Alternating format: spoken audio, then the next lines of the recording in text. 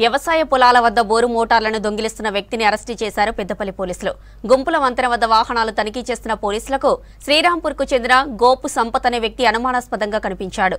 పోలీసులు అదుపులోకి తీసుకుని విచారించగా బోరు మోటార్ల దొంగతనం బయటపడినట్లు ఏసీపీ జి కృష్ణ తెలిపారు. కొన్ని రోజులుగా కాల్వ శ్రీరాంపూర్, ఓదెల మండలాల్లోని వ్యవసాయ పొలాల వద్ద 20 మోటార్లు దొంగతనం చేసిన విషయం విచారణలో బయటపడినట్లు ఏసీపీ తెలిపారు. వీటి విలువ దాదాపు 3 లక్షల వరకు ఉంటుందన్నారు.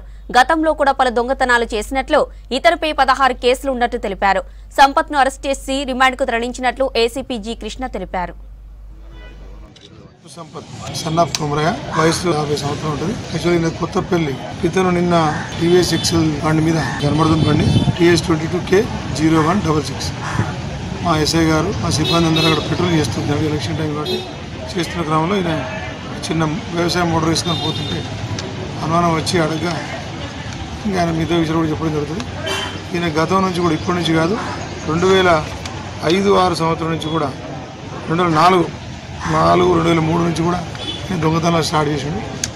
ఈయన ఇప్పుడు ఏంటంటే మనకు ఈ గత 2 నెలల నుంచి ఈ మానేరు తర్వాత ఈ మనకు శ్రీరామ్ సాగర్ ప్రాజెక్ట్ సంబంధించిన కెనాల్ ఉంది కదా, కెనాల్కు రైతులు కొంతమంది పెట్టుకునే మోటార్స్, ఈ ఫిల్టర్ బోర్లు వేస్తారు కదా మానేరులో, రైతులు వాటర్ కోసం వేసి ఆ బోర్ల మోటార్లు, ఇది మెయిన్ ఎక్స్పర్ట్ ఈయనేమో అది.